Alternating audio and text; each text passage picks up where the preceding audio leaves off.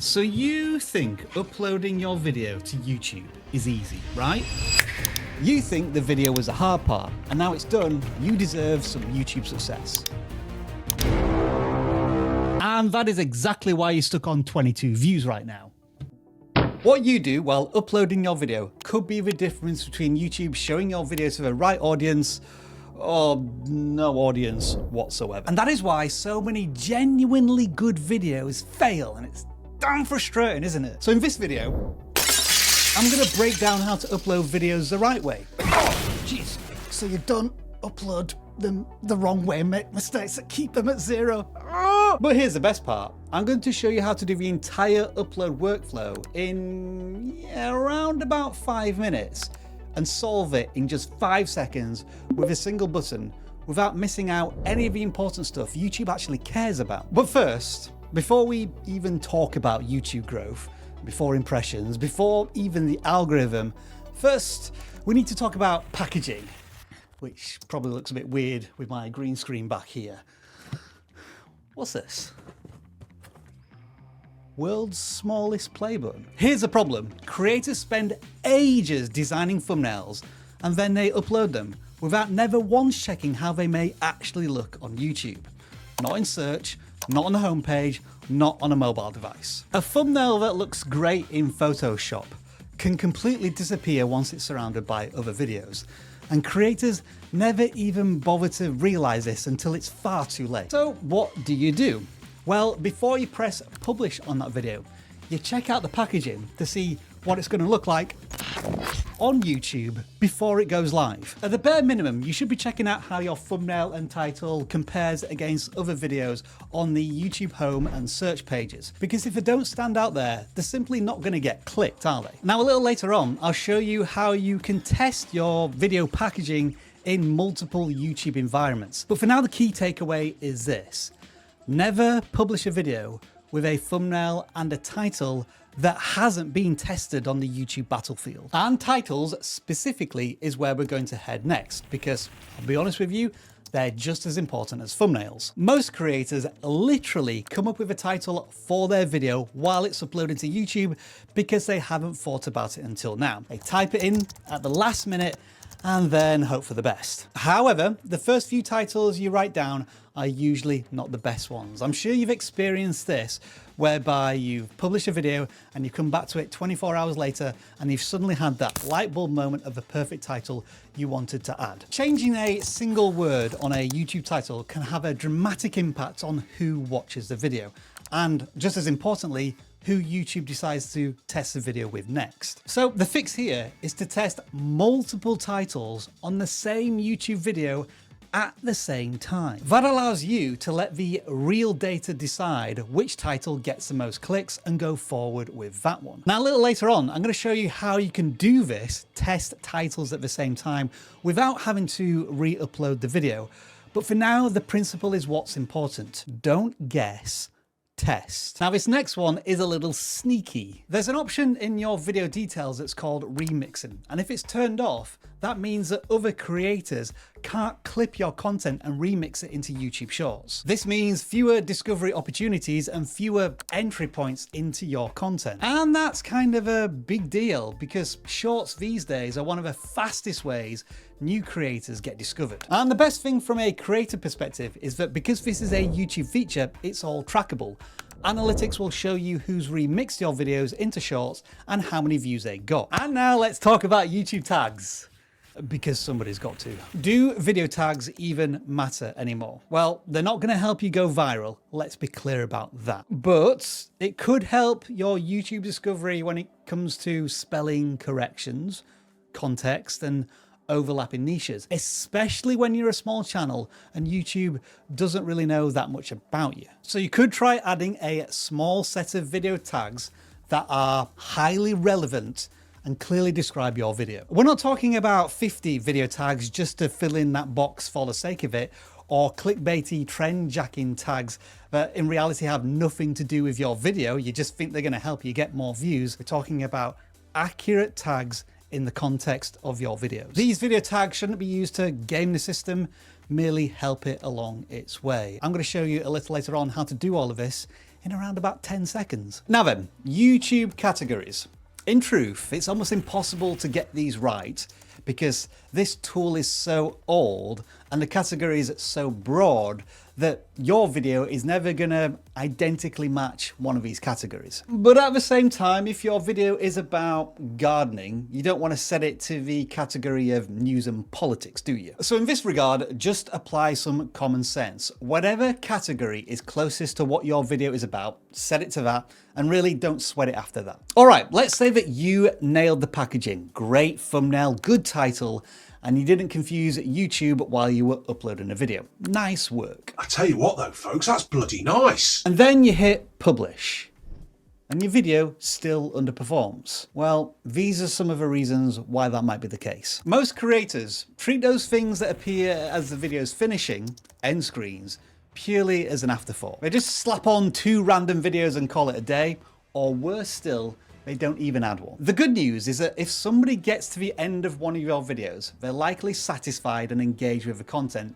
and they're ready to watch more, especially from you. And the YouTube algorithm is thinking the same thing. They're gonna ask a very simple question. Does this viewer keep watching? Are they watching another one of your videos, another video on YouTube, at least staying on the platform? If the answer is no, then YouTube doesn't just stop recommending that video.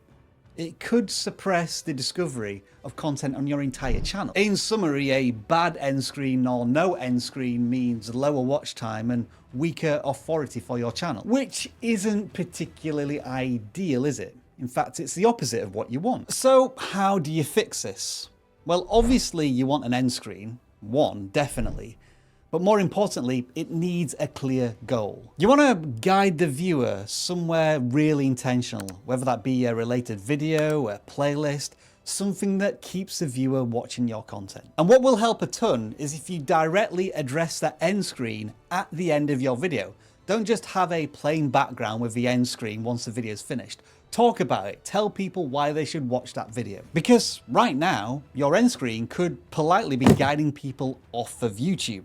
And that's definitely not what you want. Now, this next one can hurt a lot. Creators see the upload progress bar hit 100% and think to themselves, right, this can go public now. Well, I'm here to politely inform you to stop. The video's not ready just yet. It's still likely cooking in YouTube's oven at the moment, which means it's only available in glorious 360p. That means that if you do push the video out onto YouTube, your most loyal viewers are going to click on it and discover a blurry potato. Yeah, it's not a good look, is it? And first impressions matter a lot. So always wait for the video to be fully processed up to 1080p, 4K or higher even, before you publish, and that can take 10, 15, 20 minutes. And also give YouTube time to do all of its checks for copyright and ad suitability if your channel's monetized. My general advice is to give YouTube around about 2 hours to process a video and check it for its suitability. Plus you've got all of these other things to sort out that we're talking about throughout this video. You want to give your viewers the cleanest viewing experience, and you're going to achieve that just by being a little bit patient when you're uploading your video. And yet so many creators don't do that. Okay, so now you fixed 2 big problems. You're no longer confusing YouTube when you upload the video, and you're not handicapping that video once it goes public. But there is still one more dollop of upload mistakes. And while these ones don't necessarily feel algorithmic, they do quietly hurt engagement, retention, and growth. Okay, so let's start with the big one here. And for this, I will need a little bit of assistance. Hey YouTube, so this recent video here was ready to publish, right? Yes. But it completely underperformed. Yes. So what was wrong with it? The title or the thumbnail? Yes. What about the tags? Yes. All right, which one of these was it? Yes. Okay, what that skit was supposed to explain is that a lot of creators upload to YouTube with a condition called optimization blindness. There's no checklist, no feedback, no idea what's missing really. They just assume that, well, I've filled out all of the boxes, so everything's probably fine, right? Well, unfortunately, YouTube doesn't grade on just probably fine. If your title is weak, your description is lacking, your video tags missing, and your thumbnail doesn't stand out, YouTube isn't necessarily going to tell you any of these things. It's just not going to push your video. So clearly you need some way of knowing whether your video is optimized for your audience before it actually goes public on YouTube. And as promised earlier, if you keep watching, I'm going to show you how to upload the video to YouTube in a few minutes that does tick all of those boxes. This is what you call delayed gratification. But first, be honest with yourself. Are you one of the many creators who does this? You edit on a massive computer monitor so that everything looks amazing, crisp text, fancy graphics, and then the video goes public. And 70% of your viewers watch it on a phone. Suddenly, everything you thought was clear as day is absolutely impossible to see and understand. So once you've rendered your video, it's always worth putting it on a phone and watching it as if you are a viewer. Because if somebody has to squint, they get upset and they scroll. And YouTube notices that. But you know what else viewers notice? A well-crafted pinned comment. All too often, creators obsess over the description. And more often than not, you'll see the first 2 lines of it and never tap on it.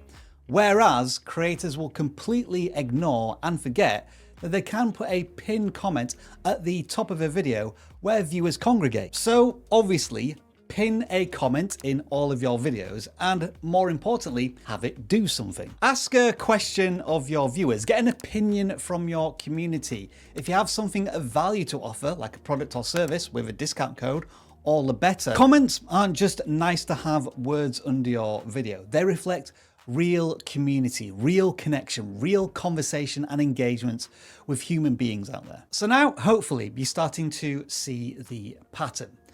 None of these mistakes feel dramatic, and neither do they feel like ultimate algorithm hacks. But together, they have a compounding impact and they make YouTube growth harder than it needs to be, really. But you might be thinking, okay, Rob, this all makes sense, but do I really have to consider every single one of these things and implement them in every single video that I upload to YouTube? Because that sounds like a hell of a lot of work. And that is a fair question. Because I will agree that remembering to add thumbnails and write titles, think up of a description, find the right video tags, make sure all of those little settings on each video, such as remixing, are set correctly, and ticking all of these check boxes and making sure that the video's processed and everything is all up to date.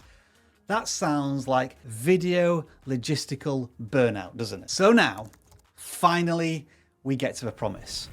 Let me show you how to upload a video to YouTube the smart way. Well, all right then.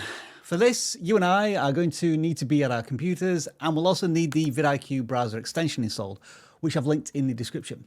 Once you have it, all you need to do is upload a video by the desktop YouTube studio as you normally would do. But once the upload starts, down the left-hand side here, you'll see a collection of icons that represent different parts of the optimization process, from the title, description, video tags, and so on. And this is where everything we've talked about finally starts to connect. Now at the top here, you'll see an overall optimization score. This is basically vidIQ answering a question that YouTube never will.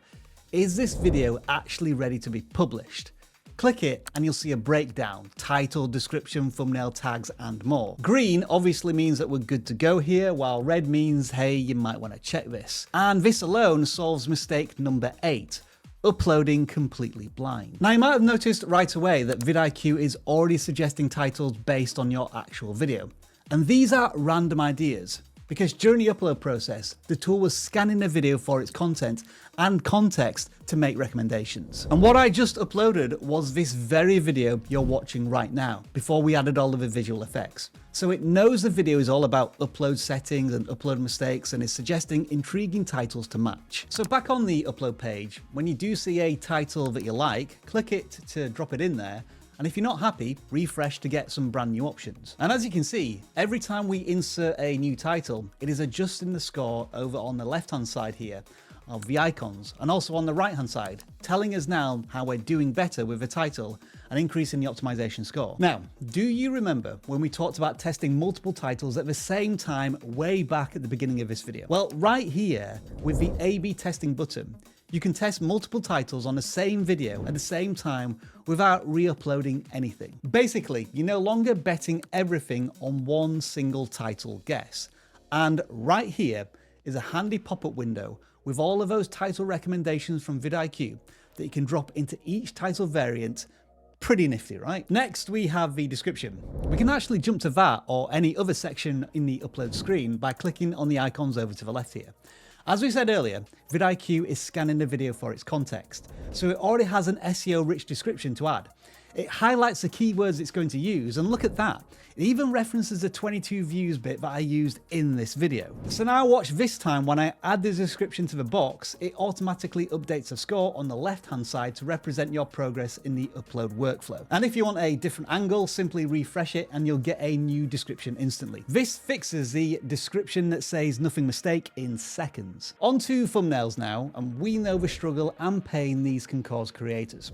So again, just like titles, if you haven't thought to come up with a thumbnail before you uploaded your video, our thumbnail generator tool can give this a go. Now in this example, all I've done is added an image of myself and let the tool use the video data to create a thumbnail. And you know what? That middle one isn't too shabby actually. I can use that thumbnail, which again will raise the optimization score as we get closer to polishing off this video. Now, regardless of whether you generate a thumbnail here or create your own, this is where you can take advantage of a really powerful tool over on the right-hand side, which is the preview feature. When you click on it, what it's going to do is take your thumbnail and title and show it on a mock-up of the YouTube homepage to see how your packaging looks versus other random videos on YouTube. Does it stand out? And then, if you want to get specific, you can change your topic to, for us, let's say, upload to YouTube. And now it's showing how our thumbnail and title will compare against similar channels making similar videos, and then preview them in real YouTube environments, such as a search page or on a mobile device. The customization options here are almost endless, including light mode. Hang on just a second. There are no more, I thought this looked good excuses. There are no more, I thought this looked good excuses. If a video doesn't look good here, change it now before the video flops when it goes public. Now, as for those video tags, when I added the description earlier on, it automatically added some of the keywords used in that description, which is nice. And we have loads more recommendation tags, again based on the context of the video, we can simply click to add in here. 10-second job, just like I said. And here we find ourselves with that category. You can see it, you can change it, so you don't forget it exists. All of those small, boring signals we talked about earlier, handled. So at this stage, the job is almost done. The vidIQ upload optimizer is just telling me I need to add some video chapters. Smart advice. But if you still feel like all of this is too much, here's my favorite part. Let's say you don't want to do any of this manually. The title, the description, the thumbnail, and the tags. I'm going to go nuclear on this video right now and delete everything so that I can show you this one magic button, which automatically adds a title, writes a description, generates tags, creates a thumbnail, all in seconds.